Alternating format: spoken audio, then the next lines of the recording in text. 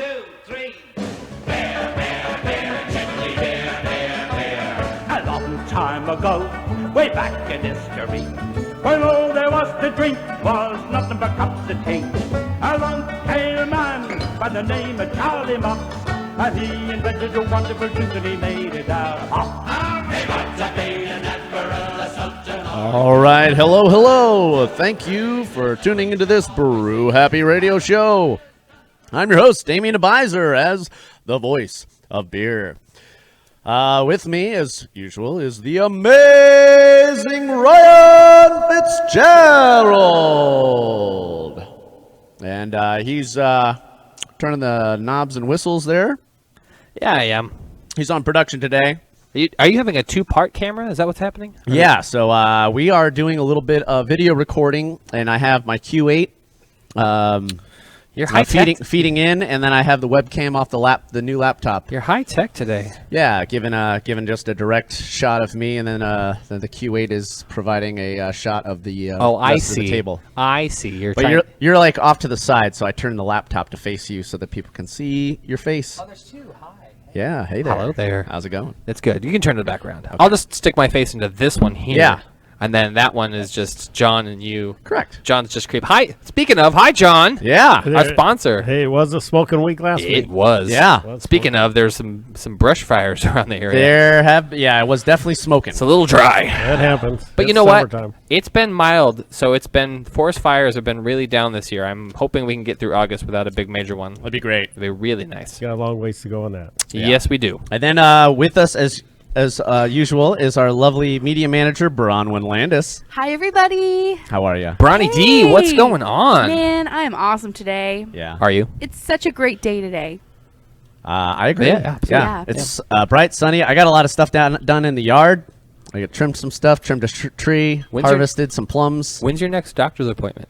August. Okay. Why? Because I want that nose to go back to the way we remember it. Yeah. Out. It still looks a little mushed in. It's a boxing but mode. it doesn't look as swollen. Yeah. least Thanks for mentioning that for the people that are going to be watching us on camera. At least you don't have cauliflower ear. I love this guy. It's looking better. The beard is finally trimmed, Dude. by the way. Your timing is impeccable. I know. Thank you. I worked hard on the beard. The beard looks good. Yeah. You know who also has a great beard? Our wonderful guest, Art Larrance. There we go. He does have a nice beard. Art, am I saying your name right? I pronounce it Lawrence. Just Lawrence. as though it's Lawrence. Okay. Just without some of that. Without getting Lawrence. Art Art Larrance, everybody. Getting foo-foo. Yeah. And he is a legend in the craft beer industry.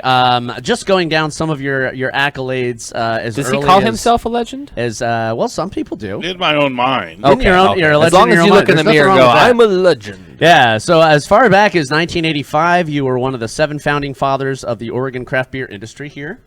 In the Pacific Northwest, you were essential to the passing of the Oregon Brew Pub law, which helped really get things underway, and a big help. We're so grateful to that, and unfortunately, there's some states that are still a little behind. Florida, my home state, is one of them. Well, you know, They're getting a little better. Yeah. And then in '86, just a year later, you co-founded Portland Brewing.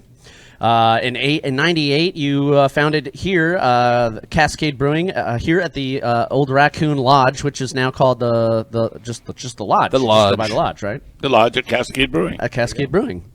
We and know. We then, know it's and the you Raccoon kind of Lodge. helped jumpstart the sour beer movement back then, because a lot of people weren't like crazy about sours. It was kind of something a lot of brewers were afraid of, mostly because infecting their beer or their brewery. But as We like to say inoculate. Inoculate, yes, that was the word I was looking for, and it's fantastic. The leaps and bounds that we've made, and now we have the sour. You did the sour blending in 2006 and introduced the Northwest Sour Ale, and not to mention, you being essentially just starting the Oregon Brewers Festival, which we're going to be talking a lot about today. Heavily talking about it because it's right around the corner. It's coming up, and in a couple days, Ryan, you and John are going to be kicking off Hell the to the yes. the brunch, the media brunch. That's right, at Ecliptic. and we're gonna be hanging out. We're gonna have some beers, have some little some tots, and some nice sausages, and then we're gonna take a little stroll down Park Avenue. You looked at the menu. I did. Nice. We're gonna take a stroll down Park Avenue, which is a made up. That's made up. It's not Park Avenue, but we're gonna take a stroll, do the little parade, the OBF style, and on our way down to the waterfront for the opening of the Brew Fest. Yeah. So I do want to give a shout out to our host location here this week. We are at the Lodge at Cascade, and for those of you that have been around for a long time, you might remember it as the Raccoon Lodge. And this is a historical spot here in Portland, in the Portland area, and the Pacific Northwest at large. And this is where a lot of the cool things began happening. Wouldn't you agree, Art? Well, we got out front on the sour beer right here in this room. Yeah. Well, there you go. And the original tanks are here. No, they're not. Are these the original tanks? That's a joke. Well, those are original fermentation tanks, but all the aging takes place in wood barrels. Oh, wow. Sour beer. Yeah. Amazing. Not the original. Okay. Other things happen. Other things happen. You know, wood breaks down over time. Yeah. You gotta get new ones. It's true. That's true. Yeah. But the space in here is really great, and there are some beautiful tanks, couple nice conical fermenters, and some really awesome some space, and we're gonna get into that. As well. How many barrels are you guys pushing here? Well, we can make about 3,400 maxed out with what the tanks we have right now. And Wow. We're producing less than that right now. Yeah. But when we were in our heyday of the sour beer, when we were producing much more here. That's fantastic. And there's quite the tap list that we need to kind of jump into as well here. Yeah, definitely. Well, let's start with Art. Art, what are you drinking? Yeah, what do you got in your glass? I got the Goza. Ah, yes. I think we all have the Goza. I do not. Coastal Goza. Okay. We canned that as well. Ooh. And we've got limited quantities. I think there's about 15 cases left to sell of the Coastal Goza. Oh. So guys, pick that up. Limited. We had a mobile bottler, mobile canner come in. Oh. And can it right here in this room where we're sitting. Wow. This room right here. Right here in this It all space. happens. This is where the magic took place. This is where the murders... No, I'm just kidding. Not the murders. The murders of delicious beer in our mouths. the murder of bad taste. Ah! Only good taste happens here. That's right. Yes. I love that Goza. Yeah. We tried it last week. It's got It's the- delicious, yeah. you don't have any. Oh, That this was sly funny. guy here. It's got the Jacobson sea salt. Yeah. And it benefits the Surfrider Foundation. Oh, which that's helps right. clean up the oceans and our beaches. So Yeah. Well, not only isn't- does it taste Isn't delicious, that special? We it talked a little bit about is. this last week with Yeah. Mike Mathis and Grant. Grant Ritchie. Yes. According to my notes, yeah. 'Twas a good show, and now Was. we've doubled down on the Cascade. I feel like we're being a little elitist, but that's okay. Well, you know, It just happened to work out that OBF Yeah. and you know, Art, I've been actually wanting to talk to you and interview you for quite some time. You're like I said before, you're a legend in the brewing industry. I really enjoy going to OBF every year, and it's probably the first major beer festival that I had ever been to in my entire life. And the first time I went, I think 13 was years ago. 2000. It was either 2009 or 2010. And I had a gas at the time. It's like a kid in a candy store. Oh yeah. Because I was running around everywhere you talking to look- everybody I could. So many different beers. Yeah, so many different beers. There. Yeah, so I was running around with a little MP3 recording. Sounds like a that recorder. should be a country western song. So many So different many beers. beers. So many different beers. So many different beers. I out can drink here 'em at- all. That could be the new time. theme Oh, song right here Cascade. for the Happy Brew, the Brew Happy Boys. Yeah, I like it. Oh gosh.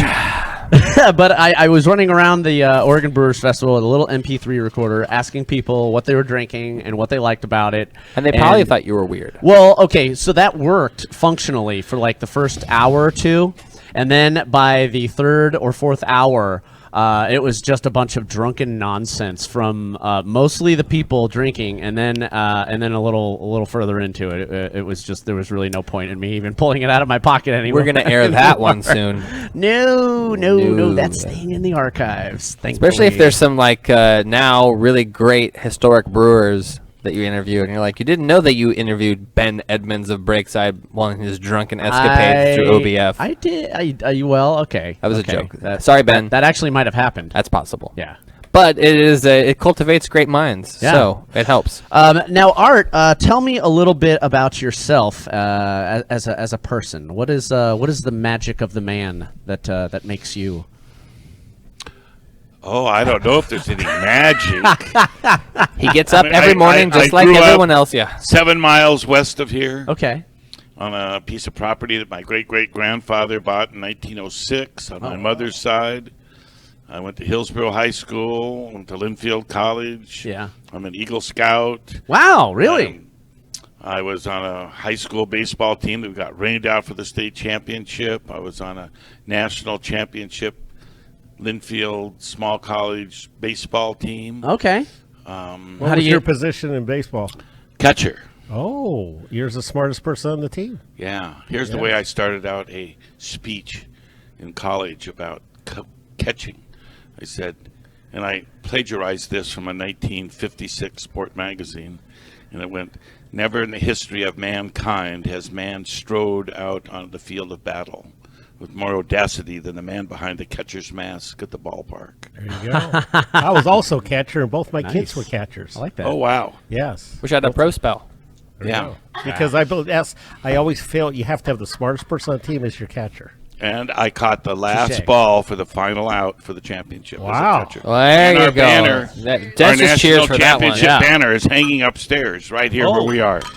Actually, I have our championship banner at home, too. My daughter scored the last run Bunch in of that. thieves you are. So I'm a kid that then I went to work for Esco Corporation after college. Okay. And then decided I wanted to get into real estate, commercial real estate. So I quit my job at Esco in 1969 and got into buying and selling and commercial properties, and then started building houses and stuff in the latter 70s until President Carter came along and the interest rates went to 20%. interest rate. I got out of the building business and jokingly Okay. said, I'd like to be in the booze business. Because you get depressed with the 20% interest rates, but you're still going to drink. Yeah, so figuring people always drank when times are down or times are up. And then just by true. pure coincidence and luck, they started up a brewery in Seattle, Red Hook. Yeah. Red Hook, and then Burt Grant started his brewery up in Yakima, Grant's Ales. And I was doing some home brewing with a friend and another friend, Fred Bowman. You've probably interviewed Fred already. Yeah. Fred and I went to high school together, and there was a third partner with us that started Portland Brewing. And we went up and visited with Burt Grant and got a consulting agreement with him, and then got the rights to make his beers. Wow. Then we met up with the McMiniman brothers, the Widmer brothers, Dick Ponce that did Bridgeport, and Fred Bowman and I did Portland Brewing. And you could not brew beer and sell beer on your premise. Yeah, that So brings that's- us up to like 1985. So that's why we went to the legislature in 1985. Yeah, wow. And got the brew pub bill. It squeaked through on the next to the last day of the session. Our bill went through the House, and it was sponsored by my local representative, Tom Mason. And then it got to the Senate, and there were two guys, L.B. Day and Glenn Otto, and they were running the Senate. And they, at that time, Coors was not sold in Oregon, and Coors was suing the state of Oregon, and they thought somehow we were tied into Coors. And so they gutted our bill when it got to the Senate and crammed in what they wanted and basically kicked us to the side. Oh, no. Craft beer loses again. And so it wasn't until a Southern Oregon legislator picked up our bill and put it into a bed and breakfast bill that was going to be allowed to sell beer and wine. Oh. And we didn't have to go back to the Senate. And we squeaked through in the next to the last day of our session. How did that happen? That's how politics works. Okay. Yeah. Politics. So you they just don't- tacked I it on think to that something else that was already my going gut through? feeling- Yes. well, They don't want people to think too much about it. Blitz Weinhardt was a union brewery. Coors was a non-union brewery. I see. I bet you that L.B. Day and Glenn Otto were getting their hands filled with gold by Weinhardt's to Yes, keep to keep Coors Coors out of out. the state. Yeah, and absolutely. somehow those I mean, they all got buildings named after them and stuff. So Yeah. And the rest, they say, is history. and so anyway, we made it. Yeah. We made it. Here we And are. Lo Years and later. behold, I was just, I think of myself as just being one of the luckiest guys in the world to have been around at that time in pure coincidence and being able to work with others to take an idea. Right place, right time. And I think we've had worldwide influence. Yeah, I yeah, agree. I definitely would. I feel like we're in the right place in the right time right now. Yeah, I'd say we're all really lucky and fortunate that that you and the rest of your crew were involved and took a stand. Well, I know that the continuation for craft brewers, cider makers, winemakers, the legislation still is continuing to make it more easy, more accessible, and stop putting so many limitations on our products. Oh, you just turned the whole thing. Limitations on our products so that we can do the work that we want to do without having, so many, get out of the foothold. So Yeah. it's kind of those little pathways that you guys started back then and that make it kind of keep going on and keep working for all the little and big guys today. Not the big guys, but Yeah. the bigger guys. Right. The ones who haven't bought out and sold out. Yeah. Yeah. Although We love all of them, so.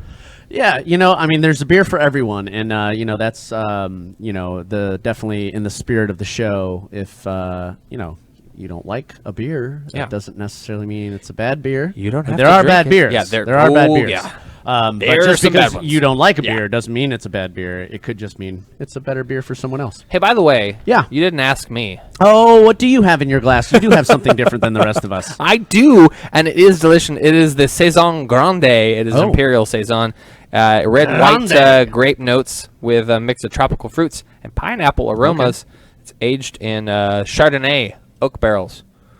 It's delicious. Nice. Get yourself one of those. Yeah, you got a little deeper of a color on. I going on yours. really do, and it has a really nice flavor. And shout out to Trevor Thurston who liked my my post on Untapped.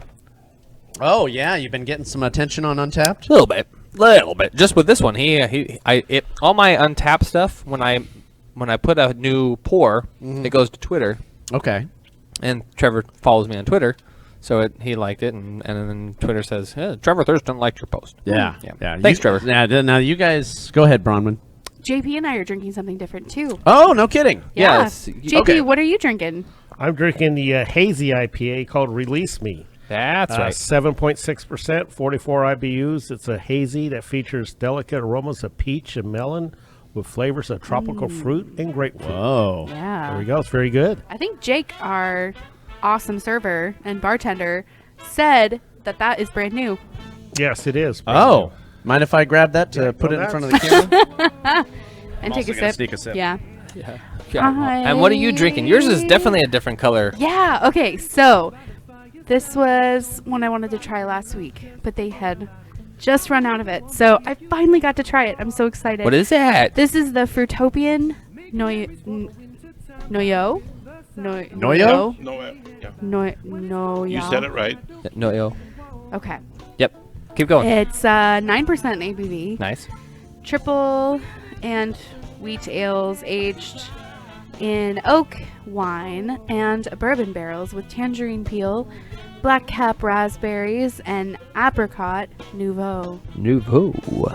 Yeah, that sounds delicious, and very that good. color I'm guessing is from that raspberry because it has got this nice little golden orange red color hue. And Damien loves. Yeah, that is really good. Man, All and right. What does this word mean? I'd like to have that for nouveau, my next beer.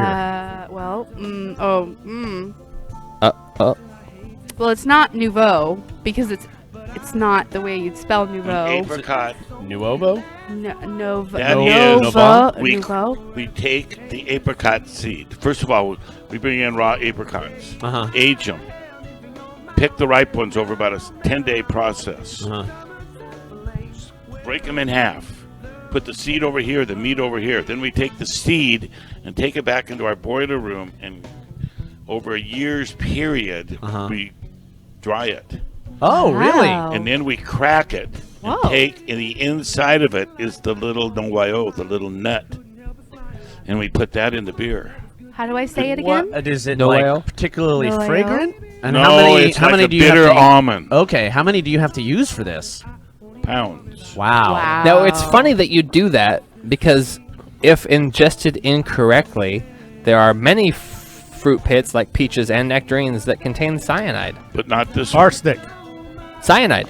I thought it was arsenic. No, it's cyanide. It's arsenic. It's arsenic. No, it's cyanide. I literally just looked this up. Well, Today. this doesn't have that. Okay, yeah, well, yeah. 'Cause that's he good. takes the inside Not of this it, one. not the shell. You see, we have not keeled over from drinking it. Yeah, we're still here. Clearly. So these ones, yeah, but there are some pits that are dangerously. Kind of reminds me of the orange pips, kind of a story from Sherlock Holmes. The meeting of death, kind of a meeting of death. Yeah, anyway. Well, Yeah. it's delicious. It's stunning. It's literally the beer I want to drink every day on a hot day. I mean, it's so good. But the thing is, it's a little bit high in ABV. So really, one is all you need. Yeah, Maybe two. I think I might. I think I might have to have It's one. so good. Yeah, for Just, sure. punctuate it with water. Oh, yeah. As we do when we have some beer drinking going on. Yes. Yeah, for you guys out there in the Brewniverse, I want to thank you all for listening. We do this show for you, the listener. You can find us on wherever podcasts are found. That's right. Yeah, your favorite listening app, whether it's iTunes, Apple Podcasts now, or Google Spotify. Podcasts, Spotify. We're on Spotify Oh, now. yeah. All the listening apps. Tune in, Google Play, and all that stuff. I want to thank you guys so much for being a part of the show. And please check us out, subscribe, share, and support the show by checking out our Patreon page. You can go to patreon.com/brewhappy to find out more about how you can do that. If for as little as $1, you can support the show, and for $5, you get gifts. We give you beer. Sweet gifts. That's right. Such sweet gifts. I think we can go ahead and transition into our first commercial break and hear some words from our friend who's no longer with us, Don Younger, Yeah, that's right. and another legend in the brewing scene. A few words from him as Ryan. I almost called you John. I appreciate you not calling me John. Yeah, you have some Fitz hits, and you can check out our musical playlist for any of our suggestions for musical pairings with the beer that we're drinking or that you may be drinking. That's right. now. Yeah, go to our Spotify playlist. It's called Brew Happy Tunes. Right there, you can check out the most 100 current songs that we play right here on the show. You guys can put that playlist on shuffle while you do your yard work, your housework, or take a nap. It's true. Whatever works best for you. Yeah. All right, guys, we'll be right back after these messages and some sweet tunes. Cheers.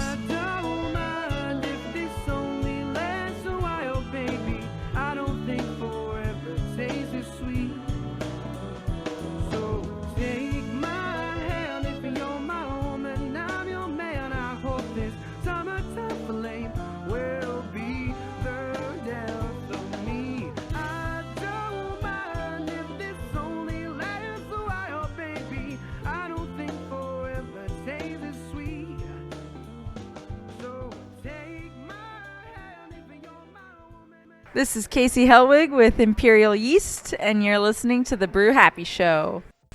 It's not about the beer. It's about the beer.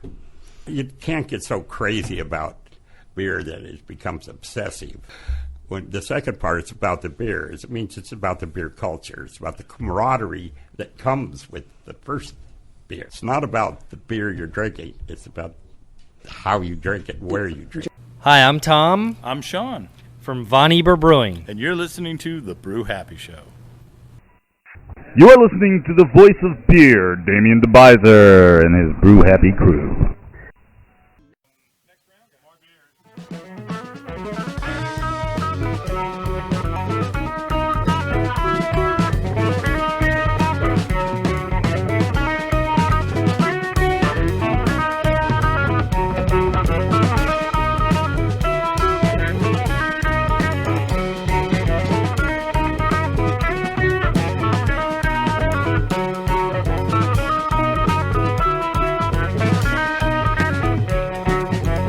Oh, yeah. Beautiful, beautiful day here in the Pacific Northwest. If you haven't, if you're not in the Pacific Northwest, you've never been in the Pacific Northwest, Oregon, Washington, Idaho, that's the Pacific Northwest as it's categorized. Cascadia. It's usually, if you're really a localist, you're really all about the Washington, Oregon, Cascade Mountain Trails, kind of a lineage. But it's all great here in the Pacific Northwest. The beers are flowing, especially here at Cascade Brewing. And guys, if you haven't checked them out, make sure you check them out with 2 wonderful locations. Obviously out here in Beaverton and on downtown Portland. Guys, there's some beautiful sours. You have to get them. You gotta try them. And if you're skeptical, we'll do a little flight. See what you like. There's some that are super sour, some that are not so sour, like the honey ginger lime sour. It's gonna go in my glass next. Nice little lime zest, wildflower honey. It's delicious, and you guys, there's some good stuff out there. So make sure you try some Cascade Brewing. I'm excited about it. You should be too. Here at the Brew Happy Show. I am. What are you getting? I am getting the Primordial, which is bourbon barrel aged. That's right. And you're going hard hat. Cherries in it. I'm pretty excited. I will tell you that it's possible that I could have not gone with the honey ginger lime and gone with the Franc Blanc, which was it's oak, white wine oaked raspberries. Yeah, it's white raspberries, oak barrel aged. Yeah, Cascade Brewing makes some pretty dank beers, and you got to be careful with some of them because there's high ABV. So definitely drink your water. I will tell you also the Love Appeal looks really good. Love Appeal? Love Appeal. That's got the grapefruit in it. Oh, yeah, it's good stuff. It's good stuff. Nice. We always have good stuff here at the Brew Happy Show. That's right. Yeah. And speaking of good stuff, Oregon Brewers Festival. Yeah, lots of good stuff. Yeah, so we're pretty excited about that. I know you are, especially. I super am because I have Wednesday and Thursday off, so I'll be spending some time. Yeah. So I want to know, Ryan, since this is your kind of your first outing, kind of covering the opening of the Oregon Brewers Festival with John here. John's done it before, so I'm really gonna follow him. Have you been to the Brew Festival before? Yeah, I've been to the Brew Festival before. On a Wednesday, though? No. That's the best day for sure because it's the day all the brewers are there. Yeah. Well, that's great because I like to meet brewers. Because the rest of the time it's they know me because we do this show all the time. We're going to have brewers there during the whole festival this year. Usually they love them. We're going to have a Meet the Brewer tent. Oh, are you really? Whole time. No, that's what's supposed to happen. We'll see.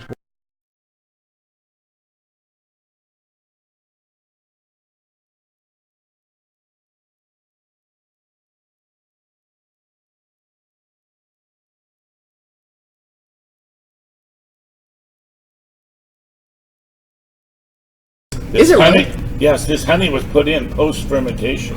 Ooh. And this is non-pasteurized. So just did my Scooby impression. Well, we're not saying that you're going to build up gas in your body, but you have to be careful. Maybe some body.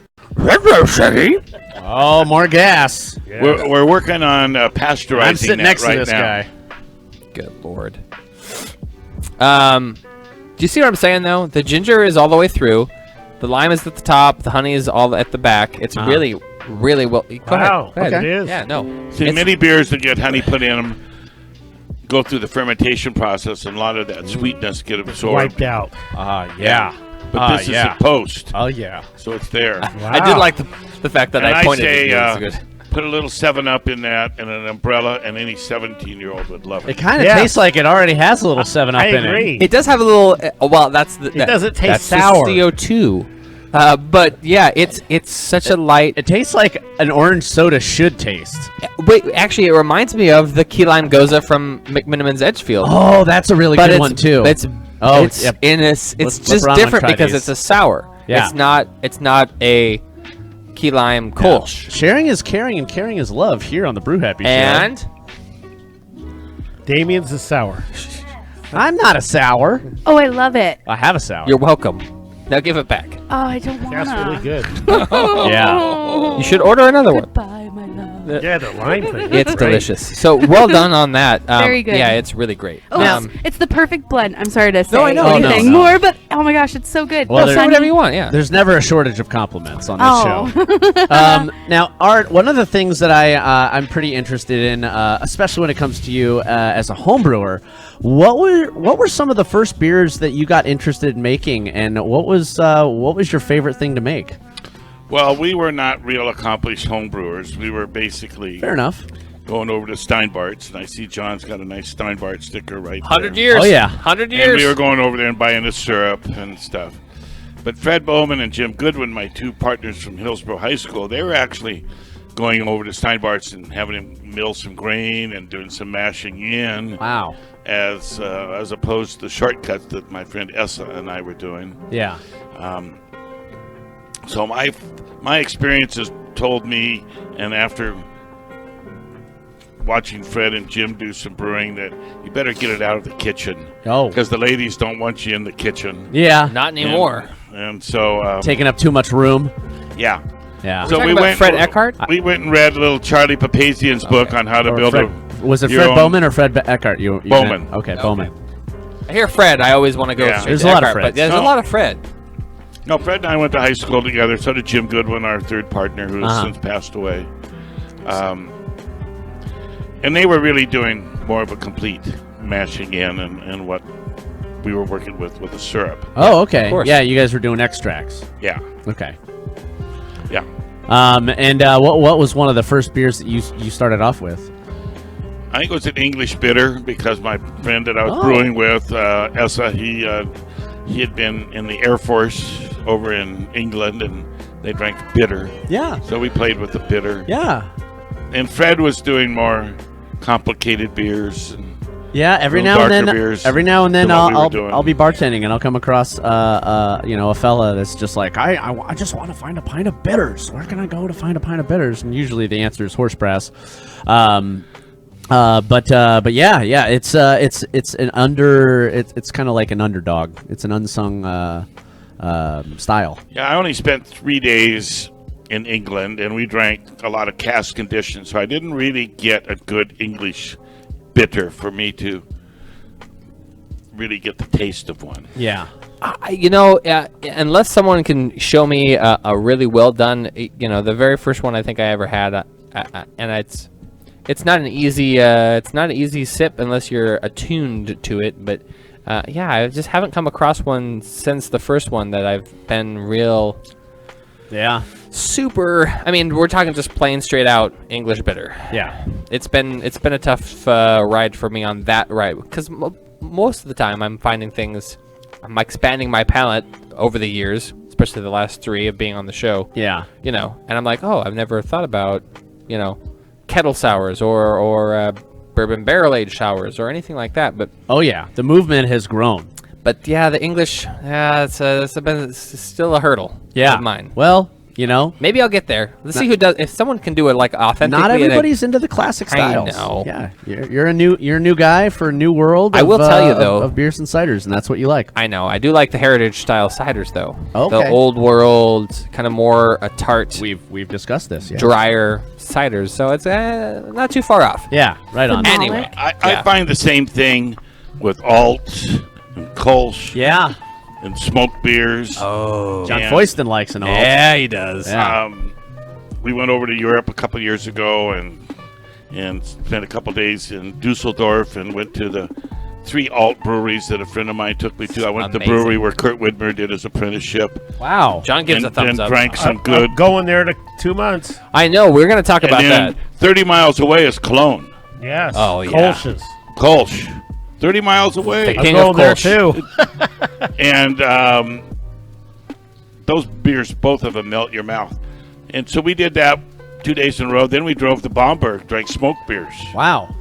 And then the next day we went to... And that's a style that I wish I saw more of. Smoked beers. Yeah. Oh, yeah. It's very unique to Bamberg. And then we drove to 12 miles from the Czech border to a brewery named Lang Brewery that has a fellow that does their international sales, a German fellow that married a gal from Beaverton.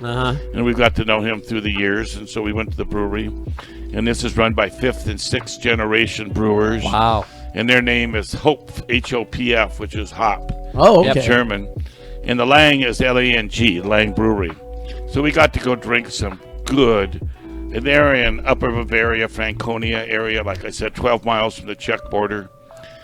And their beers melted in my mouth. There's dynamite. And they only sell in a small radius. They don't sell more than 30, 40 miles away. Small distribution range, huh? I feel like there's a gentleman by the name of Alan at a brewery called Zeugelhaus who definitely needs... Alan Taylor, yeah. Yeah, he definitely needs to make some of that.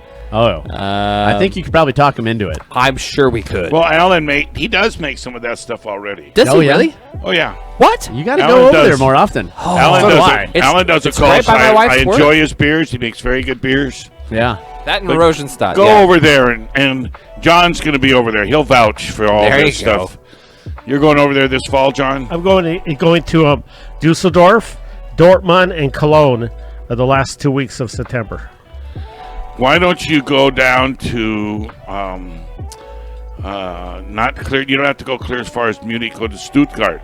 Okay. Because there's a Volksfest that goes on the same time as Munich's Oktoberfest. That's right. I'm avoiding Munich's Oktoberfest because I don't necessarily. Look, I have not been to Stuttgart, Stuttgart, but I want to go to that festival. Oh, that's a better one. It's a smaller one, and you can go drink some regional beers from the Stuttgart area. Because the Munich thing's just crazy. Yeah, you don't need to go Yeah. to that. First time I went there was 1976. Wow. And you kind of just walked in and sat down.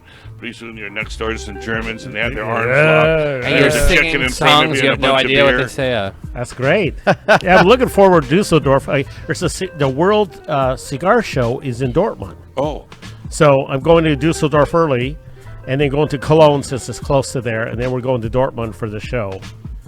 And There's about 35 breweries, 30 or 35 breweries that do alt, and about 30 or 35 that do Kolsch. Holy and cow. it's just like Portland to Salem between Cologne and Dusseldorf. Right, I know it's not far at all.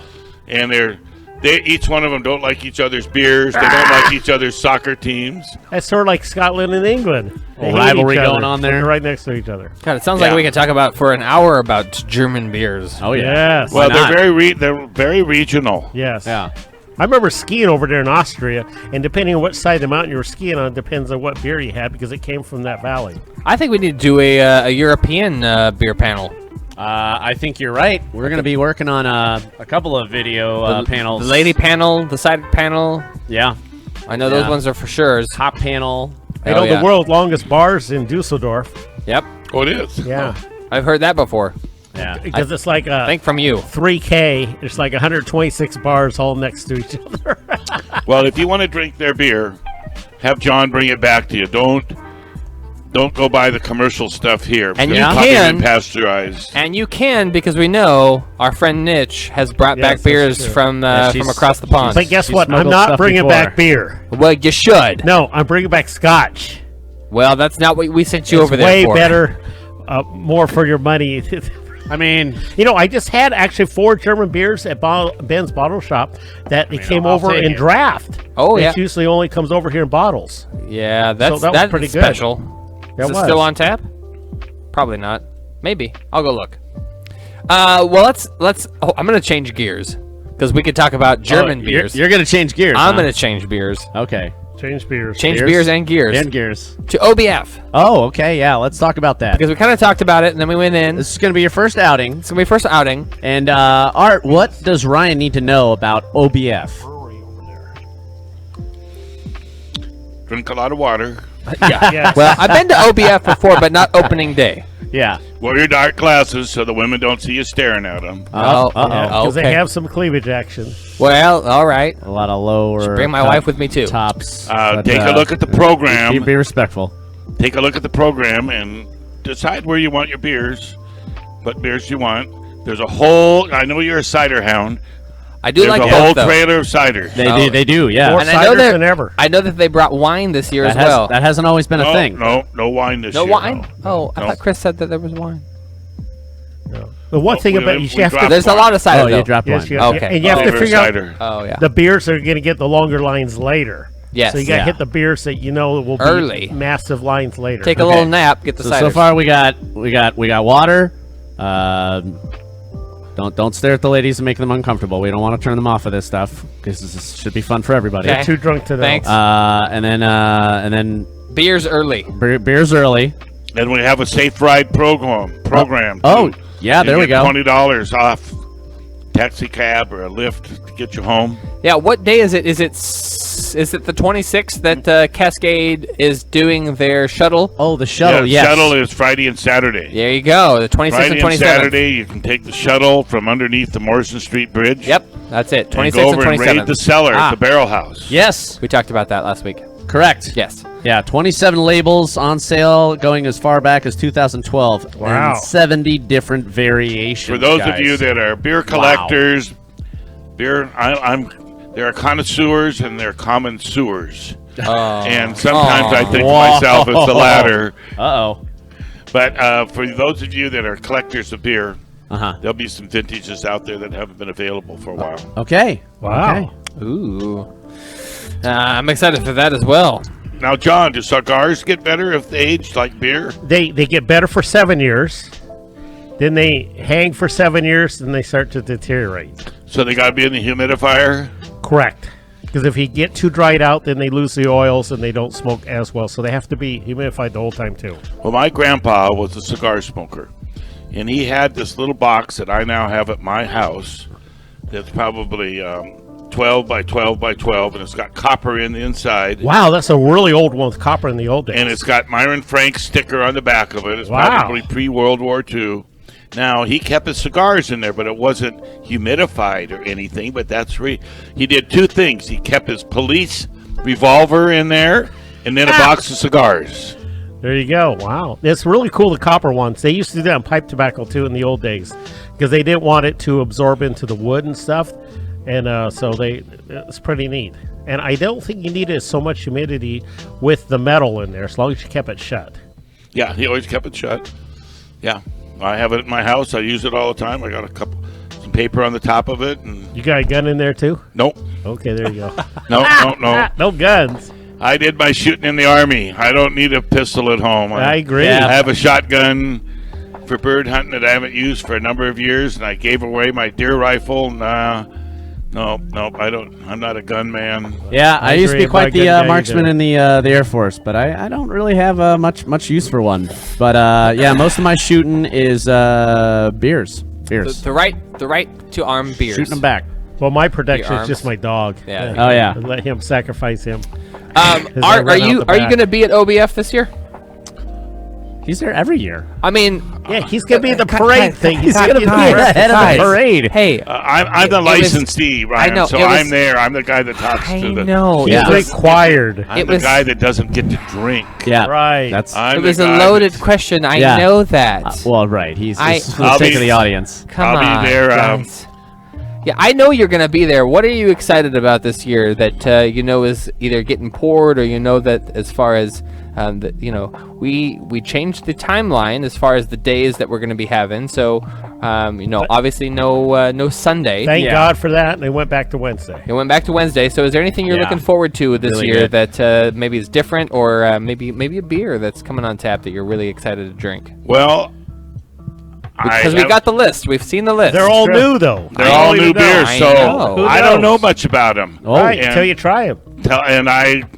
I'm the licensee. I can't be there So this is going to pounding be them down. this is going to be like a really exciting OBF because people are coming out with things they've never introduced before. I'm gonna look at the list. A Real lot quick of while the you lot of talk. the breweries, yeah, and so in the past, there's been a lot of resubmissions, but with all of the new breweries that have been coming out lately, I think it's really helped to kind of up the ante And promoting Oregon breweries, and too. and promoting Oregon breweries. It's been essential. Oregon Brewers Festival has been probably one of the best beer festivals that I've been to. And I think that includes Great American Beer Festival because it's more digestible. You can and it's local, so that's And really also the 1 ounce convenience. thing, I don't dig the GABF. Yeah, I know. I know you're not a big fan of the 1 Yeah. ounce. Hey, are dogs welcome down there? Or what? Dogs welcome? If you're a service dog.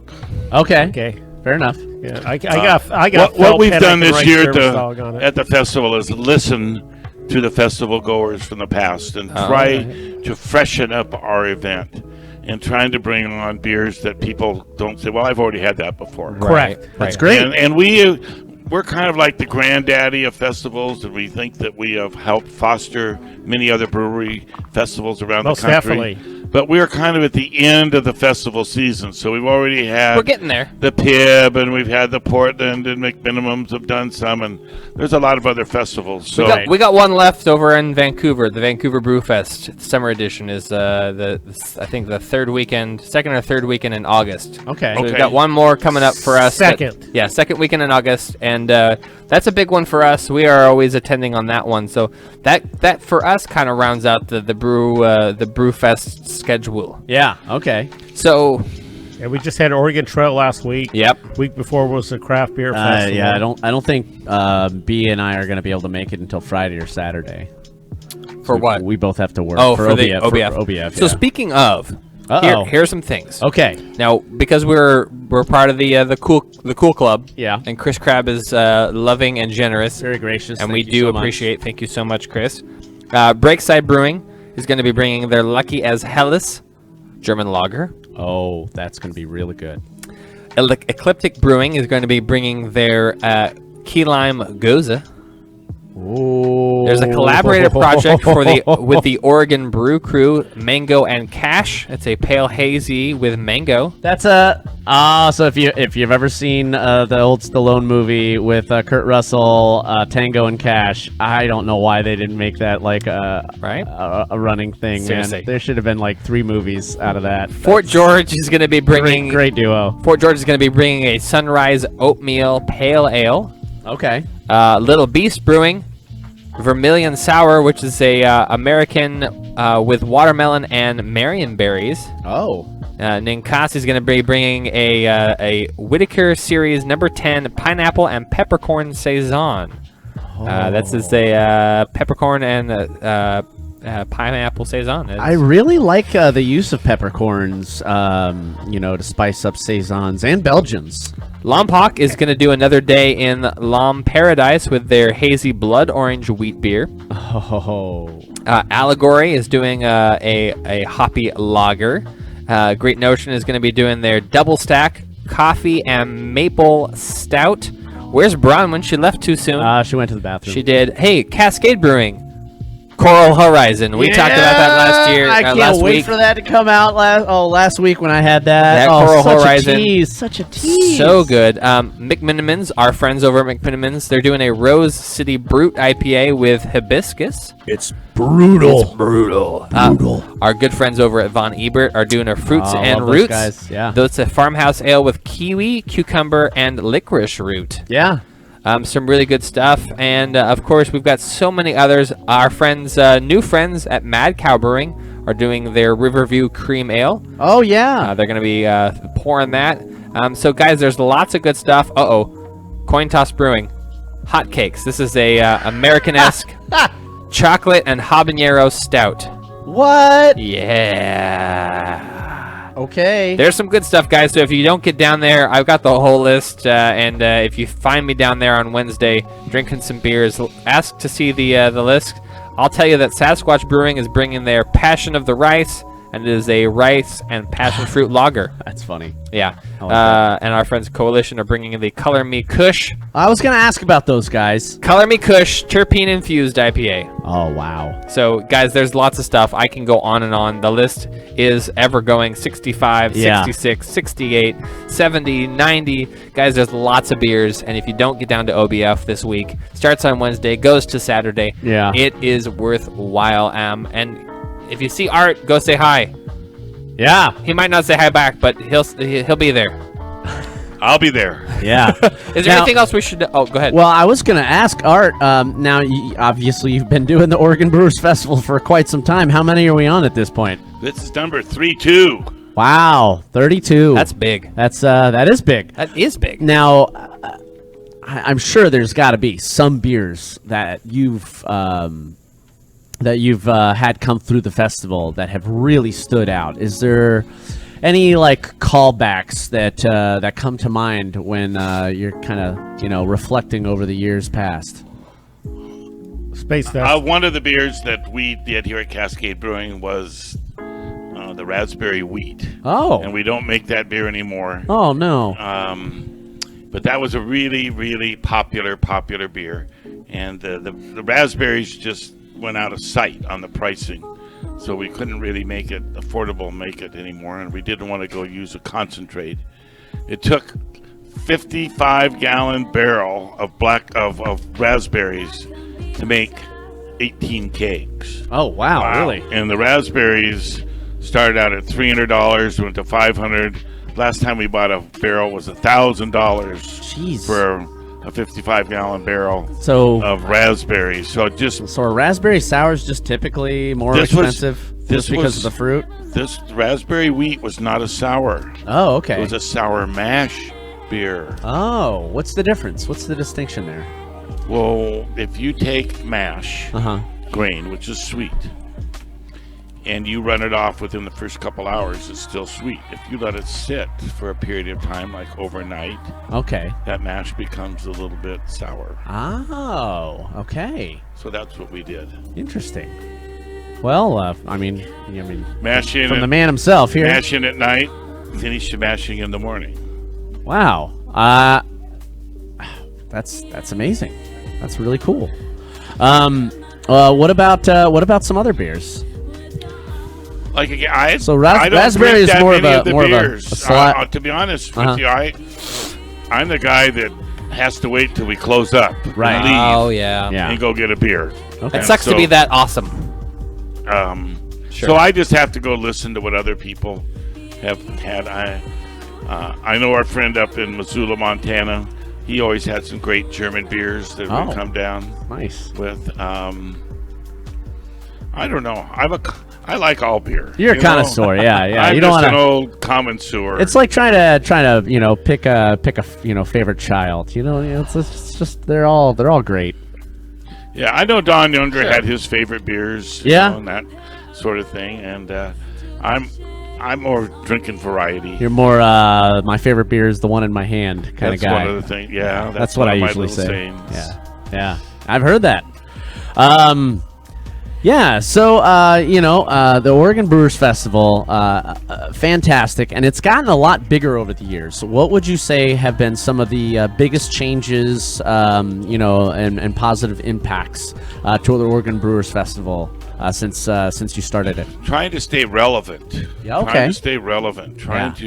That's why we're bringing in some different beers this year, first releases. Trying to change up the site plan because it's been getting warmer, as we know, the last few years. And when it gets 95 degrees, we don't want to go out and drink a lot of beer. We'll stay at home. Yeah. There have been some really So now really we're real hot. shade conscious. The south end of the park, we've flipped it over, and the beer trailers are going to be over on the waterfront side, so everybody gets to go underneath the trees. With Much the beer better. trailers Much better. We're going to have some games down there this year. Cornhole?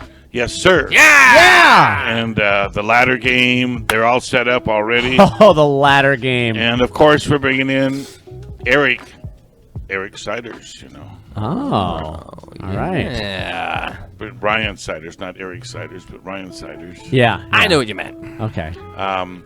Just to try to react to what the market wants. Okay. Yeah, nice. And maybe it's setting the stage for the cider festival sometime. There you Hey, go. What do you think about that? Cider Festival. Uh-oh. OCF. Yeah. Hello. What'd you say, Ryan? OCF. Oregon Cider Festival. Yeah, go do that the day before the Brew Fest. Oh, man. that I would think be- fewer people would show up if you had a Oregon Ciders Festival right before the What do Oregon you think Brewers about Festival. that, Ryan? Yeah. I feel like a Oregon Ciders Festival. The tough thing is that I know Oregon Cider Week takes place late. Usually it's early June, late May. So it usually depends on when the Northwest Cider Association plans that. So Oregon Cider Week is usually one of my favorite weeks. But to do justice, I always feel like cider should be a cider event, a cider fest should be done closer to harvest. So somewhere maybe in September or October. That's coming up. We do have a harvest event coming up with Two Towns in October, Yes, but we have we're going to some do stuff planned. an Oregon Cider Fest put on by, Oregon Brew Crew or something of that nature. Yeah. I would say definitely as we get into like that Indian summer, September, October kind of range. Okay. That's when they are in France. I was over in Normandy area. Which is beautiful. Visiting the D-Day invasion beaches a couple years ago. It's beautiful over there. Oh, wow. It really is. And that's where the cider is. It's in Normandy. Yep. Yeah. And they have a big festival over there. That's kind of know on that. my list of after I get to Scotland to go drink some scotch. John Tell John, he'll go with you. is yeah. getting He's over at home. there to try to do some cidery work. And I didn't know about that till we went there to go visit the D-Day invasion beaches and get a chance. And here were all these cideries and all the cider and hard ciders in the stores, local stores. Yeah. Yeah, then that's where I have a lot of that love for those heritage style or traditional style ciders of the apples of either English or French style apples being they're just different. They're a little bit bitter. They're more of that small crab apple kind of a style, but that's definitely where some of those great styles are coming from, as is England and France and things like that. So definitely, it's definitely Normandy, things like that are areas where cider is really a wonderful culture there. So definitely. Educational. I didn't know that. Damien, I feel like last time when we were at the Two Towns Harvest Fest, Dave was showing us. Yeah, Dave was showing us lots of different original, like English style ciders. Yeah. Yes, he was. And he called them shiders. Yes. Not just ciders. That's right. Yes. Yeah, I we have remember a that. really cool video on our YouTube channel where Dave will go into more details about the uniqueness. Check that out. The different There you go. ciders. Yeah. So we're so used to them being very So Oregon fruity. Cider Festival, yeah. Yeah, like overly sweet, but I like the different flavors too. He was using the word phenolic. Yes. Yes. That is Like yes. medicinal Yes. almost because Yes. they don't taste super fruity and juicy. No, yeah, they're definitely more of a fruit, of an apple forward, and not so sweet. And it again, just like beer, it all depends on the yeast. Yeah. It all depends on the yeast. It really and, does. And speaking of yeast, Yep. I think this is a good opportunity to give a shout out to our show's sponsor, Imperial Yeast. Oh yeah. Casey Hellwig. Yeah, check them out. We have a lot of support from them. Especially this past year. Fantastic company. They make really great products. If you are a home brewer or professional brewer, please check them out. And if you're watching our video on YouTube, they're right there in the middle of the splash screen right now. And these guys are fantastic. They do great things for the brewing industry and the We cider know a industry. lot of brewers, who are using them. So definitely worthwhile. Yeah. Let's take a break. I think it's time. Come back. We'll come back with some news. We'll come back with little short stories and things, adventures in the Brewniverse, and we'll kind of end this on a high note. Talk a little bit more about OBF, and I think that'll be it. Yeah. Let's check out what's going on with Fitz Hits. We got some fantastic music for you guys to pair up with the cider. Or the sour that should be in your hand right now to celebrate this episode.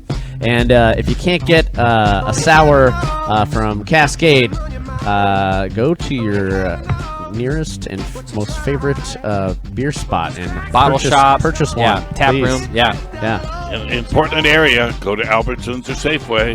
Okay. Get the sours. There it is. Our sour bottles are for sale there now. Go listen. Nice. Go drink. Cheers. Go enjoy.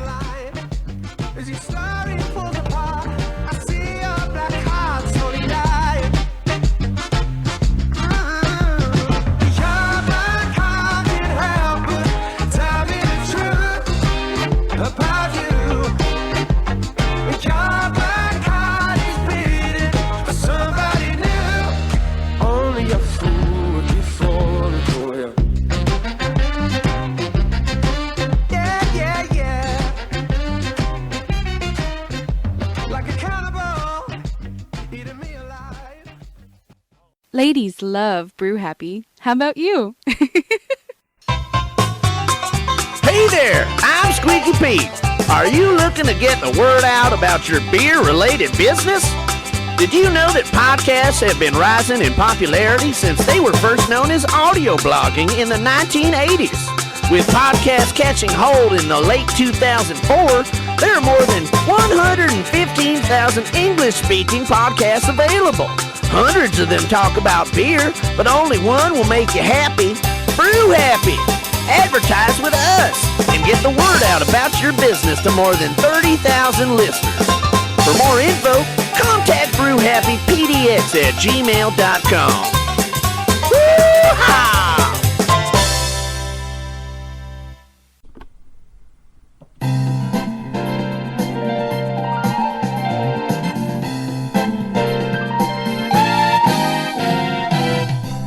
Are you looking for a fun new hobby? Maybe something creative and fun. New friends and flavor. The Portland Brewers Collective may be the club for you. With no monthly or annual dues and meeting up the third Thursday of every month, right here in Portland, Oregon. Share the creations, the stories, and you might even learn how to make a brew of your own along the way. Just Google Portland Brewers Collective or check them out on their Facebook page to find out where the next meeting is. Men, women, and other bipedal humans over 21 are cordially invited to check out the next meeting. It might be at a tap room near you. Portland Brewers Collective. Share the adventure.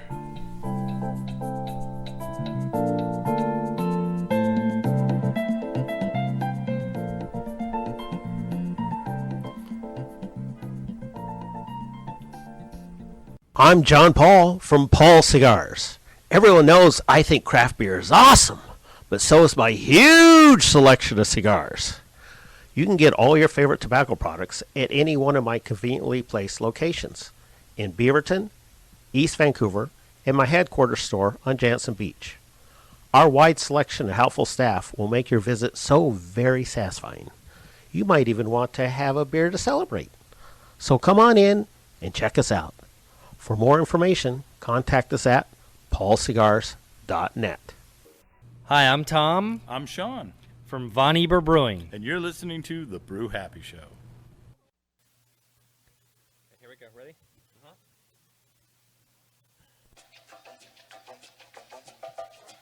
In the moment that we met, I didn't know you were taken. But when we shared a cigarette, I wanted to make something happen. Ooh, ooh, I made my way towards you. Try to talk to you about your life and your scene. Ooh, well, I got a question. Oh, yeah. Good stuff. Good stuff here. Guys, we're here at Cascade Brewing in Beaverton, also known as Beavertron. And we've got some good stuff, some sours. And we are enjoying the lovely flavors in our glasses. I know I am. I know everyone else here is. And you guys make sure and come down, check them out. And if you don't, you're missing out. Speaking of missing out, if you don't go check out your local cigar shop, one of them right here in Beaverton, you're definitely missing out with Paul Cigars with 3 convenient locations. That's right, Jansen Beach, Beaverton, and Vancouver. You go check them out at paulcigars.net. John, what have you brought for us this week? So this week we have a new cigar. It's called the Camacho Imperial Stout Barrel Aged cigar. Okay. So Davidoff of Geneva has begun shipping the Camacho Imperial Stout Barrel Aged, a 6x50 Toro, just one size in the line. Okay. Based on the brand's Triple Maduro, which sort of a strong cigar, to stores nationwide now. The Imperial Stout Barrel Aged debuted in 2017. The cigar uses a Mexican San Andres Maduro wrapper over a Honduran Corojo binder and a Brazilian, Dominican, and Honduran Corojo filler. There's a lot of countries in that one. The latter tobacco was aged in barrels that were originally used to age bourbon before shipping to Oscar Blues, a Colorado brewery, to age... Really? Yeah, to age 1050, the brand stout. Oscar... What? Yes. So 1050? Yeah, so they took bourbon barrels shipped them to the beer place.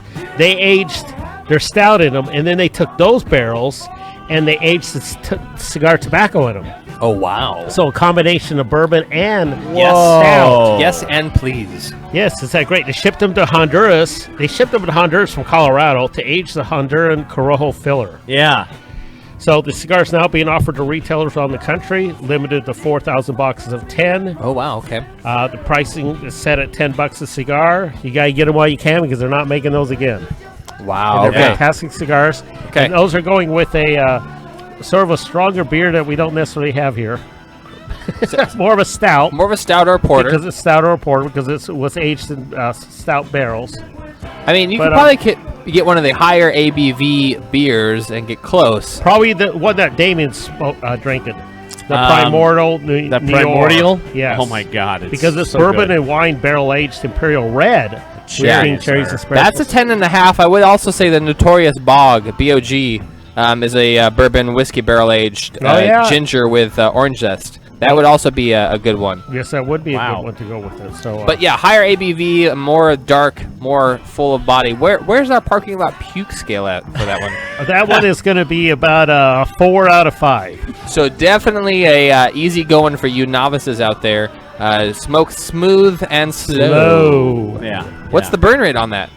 That Toro's going to last about an hour 45 minutes. Oh, nice. So definitely worth your while in the buck for burn ratio. Correct. I like it. And those are available all at 3-year conveniently placed locations. Wow, supplies last. Okay, supplies. There you go, guys. You heard it first from the horse's mouth. Go to paulcigars.net or check out Vancouver, Jansen Beach. Junt's not a horse. Well, I could be a horse. He could be a horse of a different color.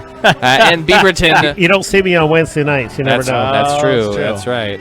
Guys, if you have any questions, you can always email us too if you want to know more about some cigars and the pairings. And John, you subscribe to giving out that information pretty willingly when they come in, and you tell them what beers might go with cigars. Yes, I can tell them anything they want, anything they need. There you go, guys. Lots of good stuff to talk about in the cigar world, but also some good stuff in the beer world. That's true. And actually, I kind of wanted to know a little bit about where John's been last week. Oh, you want me to? And we'll go to something good, and then me and B. I hit the music too soon. Oh, sorry. That's okay. You could use the music on me too. Oh, okay. So we went to Bend, but we went to Eugene first, and we went to a brewery down there. I can't remember the Fall. What the hell is the one down there? Fall Haven? Oh no. It started as a deli down there. Oh, I don't know which one you're but talking then about. we went to Bend and we just hit all the breweries in Bend. You know what? They're all dog friendly. It's fantastic. I can bring my dog, drink beer, and eat at most of these places. Everyone loves the dog. One thing about Bend is they have a lot more space. So the breweries can get lots and stuff next to them so they can have a lot more outdoor things. Nicer weather. Yeah. It's a lot better, drier over there, so you're always doing stuff outside. Yeah.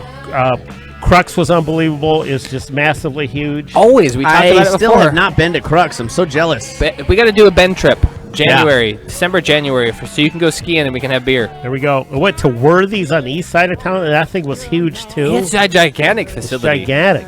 They put out a lot of beer. They do. Yeah, they really do. But lots of little Boneyard was in there, an old restaurant. They were doing good. Oh, Boneyard. So they had a Good Life. I went to Good Life. Good Life is great. I love their Sweet As. That's what it's called. It's called their Sweet As. Sweet As, and it's their West Coast pale, and it's delicious. And one of the ones that surprised me was a Bridge 99 brewery. Sort of a newer one north of town. Bridge 99? Yes, that was a really nice place. It had good beers. Okay. They had a lot of outdoor stuff, outdoor seating, a lot of stuff for the dogs. Oh, wow. So that was I was really surprised with that. That was a good one. Yeah. So then we went to Dow's and hit a couple there. We hit Freebridge, and of course Freebridge had the best pretzels I've ever had in my life. You said that on the way here. Unbelievable. What was so impressive about them? Well, they made them out of the waste of the beer. Oh, the mash. okay. So they used the mash, and they were a little lighter on the outside, a little darker on the inside. They had seeds and stuff in them. It's all about the yeast, man. It's all about the yeast. They were unbelievable, though. Holy cow. And you know what's unique about that? That was in a building in the Dalles. Yeah? Okay? It's in an old building, and it's the original building. The government built this building for the mint in the Dalles. Because they had discovered, mint. They were going to build a mint coins in the Dalles because they found coins and money. Because they found gold over there. I got mint growing in my garden. It's like a weed. It's a mintery. So the government paid to have this building, but by the time they got the building done, the gold had run out. Oh, yeah. So they never used it. They never used it as a mint. So now it's a brewery. Seems like poor planning, but I'm glad that they got some use out of the building. The foundation's strong. Well, you never know how much metal's going to be found. True. And they always put mints near where they find the metal so they can process it, turn it into coin, and then ship it out from there. Yeah, that makes sense. That's why a lot of mints in the old days were always where they found the silver and the gold. Yeah. Looks like the outdoor patio crew is coming in. They're all done. Let's do a prost for those guys for working out. Those guys and gals working so hard to serve the people on their spacious and beautiful botanical patio, which brings me to Bronwyn. You were kind of impressed out there by the garden. Oh my gosh, yes. Yeah, some of you guys out there should Beautiful. be following. If you're a planty person or you know a planty person, check out Bronwyn's Green Goddess Botanic. Yeah, on Instagram. Lots of fuchsias out there, man. Oh Tons my of fuchsias. gosh, So, the fuchsias are gorgeous. And Art- the jasmine. Yeah, and Art, you did cuttings of all of this stuff yourself. This was handpicked by you. Yeah, to me, it's a no-brainer. That's where the guys like me can go do some cuttings. You basically wait till the fall and put a little powder on the end of them, stick them in a pot, and let them winter over. Yeah. And lo and behold, you get some sparkle the next year. Have you been doing this for a while? Yeah, quite a while. Because I used to go down to local Albertsons and I'd see the grandmas going along and they'd go up to and pinch off little starts and they'd have a damp little napkin or something in their purse, and they Sounds like Broadway. Put them in their purse sound and like walk me. out. Yeah. So I went, oh, grandmas, if they can do it, you know. No one's gonna suspect a little old grandma of taking a plant, you know, Stealing And plus, cuttings. Well, see, the thing is, plants are amazing, and you take a cutting of them, and then It doesn't hurt them at all. No, it turns it into an entirely new plant, and the Yes. plant had all that energy that they were putting into that particular piece of the plant, but now it can focus on itself. So you're really helping the plant in Yeah, a I way. think there's something in common between brewing beer and propagating plants. Oh, Is there? really? Oh, there Yeah. you go. Will you tell me what your Well, what your definition is? You get to go and mix up some and do something, and then later it comes out and you can enjoy it. I love it. I'm propagating things all the time. I have tons of plants that I'm propagating right now. And one of my favorite things to do is to take cuttings of my favorite plants and to share them with the people around me. And I've gotten quite a few plant cuttings from people in the beer community.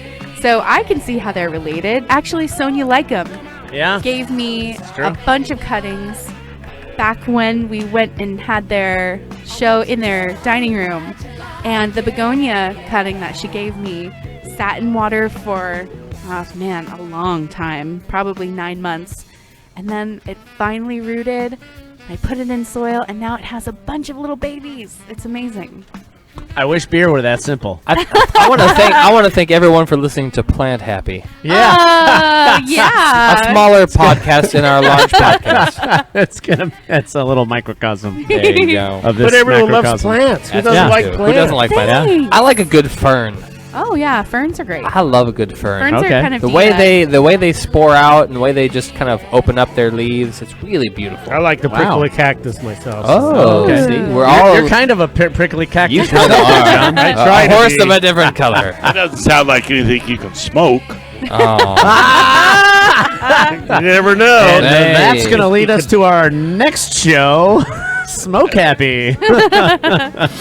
What can you smoke? Light them up if you got them. Is this smokable? I think the question is, what can't you smoke? Yeah, what can you smoke this? This is the question of every episode. Yeah. Did you get the jasmine from propagating that as well? Yes. Wow. Look at Because that. jasmine is amazing. Huge. And It's oh, so it good. smells They're easy so to do. Good. Really? You just layer them.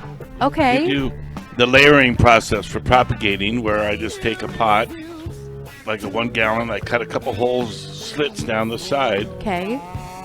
Take my existing plant like this and put it into the pot. Mm-hmm. And then I go and scrape it with my thumb right here. Okay. To get it wounded. Yeah. Put some powder on it, and then I take it, poke it up in the air, and put a stick in the ground, and come back 9 months later.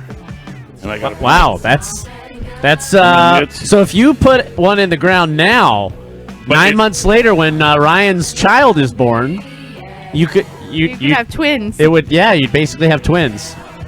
Yeah. Be like the same thing. You don't cut this off the mother plant. Okay. You keep it hooked to the mother plant, and you go snip it next year. Okay. After it's rooted at this wound. You just like scrape it and then put the rooting hormone on it, and Well, that would be so much simpler. Yeah. So Ryan, next time you want a kid, we're just gonna take a cutting off of Erica, and we'll make a whole nother clone. Okay, thank you. She'd love that. Yeah. Well, I'm very impressed by your green thumb. I think that's called stem cell. I know. They don't work the same way. Art says that he got it from his mom. Yeah. I love that. I got it from my dad. And actually, I was just in Florida at the beginning of June, where I grew up. And my dad has quite a garden in the backyard. And I think I probably went on and on and on about it. So I won't go on too much about it right now. But I did take some cuttings back with me, and they're so special to me. It's a beautiful garden. You know, the plants that I got from my dad's garden are ones that I'm going to cherish forever, because they're my dad plants, you know? Well, I just planted 2 days ago some tulip seeds from some, and I don't know what I'm doing, but I had some real special tulips some friend had given me. Yeah. And I took the seeds, and I've got 10 seeds, and I poked them into a little thing, and I'll see if I get anything. That's next year. amazing. And I just took my snake plant. Oh yeah. And cut a bunch of little 2-inch pieces. Yeah, and just now cut it right down. I'm going to try to get those to root. Cool. To me, it's kind of a no-brainer. Yeah. I think Ryan could even do it. Oh yeah. Even Ryan. Maybe he could. Even Ryan. You hear that? There's at least one thing I can do. Yeah. Unpausing the recorder is not one of them. Nope. He could grow all the plants for his wedding himself. Oh yes. All right. So I have some editing to do. Yep. That's okay. Thanks, Ryan. I did not plan that one. Yeah. That's okay. But that's okay. That's okay. Because we're taking multiple recordings, and between the two, there's lots of info. We're good. That's right. So, guys, somebody missed out on something, and I'm so sorry. That's all right. I'll fix it all in post. It's just more homework for me, which is good experience. Do you want to go to me, or do you want to go to you? I think. We'll go to you since we're already playing your song. Oh, thanks. I appreciate Yeah, he that. had some news too. I right? do have some news. He does have some news. I always have something I was good. just going to talk about my my fantastic time with Matt Harhai last week. You guys did have some fun. Yeah. Okay, I'll make it quick. Okay. Gigantic Brewing. We talked about this a couple months ago. Love those guys. We really do. Gigantic Brewing has made a series of the Hellboy comics. A series of beer related to the Hellboy comics, and the Hellboy Abe Sapien beer release is Are you serious? Is the next one that just came out. It just came out on the 20th, so just a few days ago. Abe Sapien. It's on its way to distribution in the next couple of days, and it is part of the Dark Horse Comics collaboration. Guys, make sure you check out. It's a bi-coastal beer inspired by both East and West Coast style IPAs with its very own twist. From its first pour, Abe Sapien has an indigo-hued, blue-ish beer full of citrus and berry hop flavors using Citra, Mosaic, and Nugget hops. You guys, find yourself some Abe Sapien from Gigantic. I'm definitely going to be looking out for that. Modern Times Beer presents its first annual Portland Festival of Dankness. What? Yeah, that's right. Tickets go on sale this Saturday. Last Saturday. They went on sale last Saturday. Thank you so much. Old news, but it doesn't come until August 31st. That's right. Modern Times Beer at the Belmont Frematorium is fully ingrained. I got my tickets already. Didn't they do that last year? No, not in Portland. Festival of Dankness. Dankness. That was Fort George. Thanks. And that's okay. So this is different, and it's going to be right here in Portland, and at the Red, and it is a 3,300 33,000 square foot event space that eventually will be under major renovation. But doesn't matter, guys. Get yourself some tickets. Yeah. You might be thinking of the Festival of Darkness. They're $75 a ticket. Yeah. There was a Dankness last year. There was a Dankness last year. It's a little bit different, but some wonderful breweries that are going to be jumping in, like Stand corrected. Wayfinder, Culmination, Breakside, Brothers Cascadia. So there's some wonderful. Backwoods is going to be attending. So Festival of Dankness, August 31st. I love those guys. John said $75 a ticket. Ninkasi Brewing, is to join the Tumwater Craft District at the former Olympia Brewing Plant. And they're going to be opening up another location there. Guys, make sure you check that out. I'm very excited. Ninkasi, one of our good friends and always a fan favorite here on the Brew Happy podcast. Yeah. And of course, last but not least, we talked about this, one of your favorite drinking holes, watering holes, Roscoe's. It's presenting the Cocktail Beer Summit. Now, Roscoe's has done a couple of different things in the past, and it usually drops the All Oregon Beer Summit, but now they're going to change that out and do the Cocktail Beer Summit. This takes place Friday, July 26th. That's this Friday. It's coming up, beginning at 2 p.m., and it will feature a very nice lineup of beer-inspired various cocktails, and I will tell you a couple. Here's one: Firestone Walker, Old Manhattan, and one Stormy Night. It's a dark and stormy rum barrel-aged. Laurelwood's going to be doing the Wood, which is an old-fashioned inspired beer. Stormbreaker is going to be doing a raspberry and mango margarita. Freem Family Brewer is going to be doing a pina colada IPA. Burley Oak Brewing is doing a strawberry daiquiri. Burley. Yeah, there you go. And those are just some. Guys, make sure you check that out. That's this Friday, the 26th, starting at 2. Roscoe's, that's right off of Stark. If you haven't been there, go check that out. And that's what's good in the hood. All right. Well, I had a great week last week with Matthew Harhai, our international correspondent out in China. He's going to be our East Coast correspondent once he moves back to the States. Far East. And then his wife, Ann May, will be our international correspondent for China. And then I'll be talking with Casey about being our international correspondent for Peru and probably most of South America, honestly, as he's the only person we got down there on that continent right now. But I had a great time with Matt. We got to go to Coalition. They had a great event going on. Upright, one of Portland's best kept secrets. So he was happy he got to check that out. Wayfinder, I took him to. I put that on his list because it was one of the newer places, and they have a really nice deck. And then Hair of the Dog, which is a must visit for anyone visiting Portland that cares about beer. And I mean, there were some other places that we went as well. Little Beast was it's one of my favorites. Yeah. So I mean, Matthew Harhai, I think, was able to check off almost everything off of his list. Only one I think we didn't get to. He went to Ruse and I went to Ruse, but 2 different days. Gotcha. But he didn't get to go to Second Profession, which I really regret. But that's okay. But there's always next time. He'll be back. He'll be visiting hopefully next year. There's always next time. Yeah. Now, guys, I think we have covered everything we possibly can. Next week, we are planning on having Casey from Function PDX, or is it the week after? I think the week after. Might be the week after, yeah. We might come be on at the show. Green Dragon next week.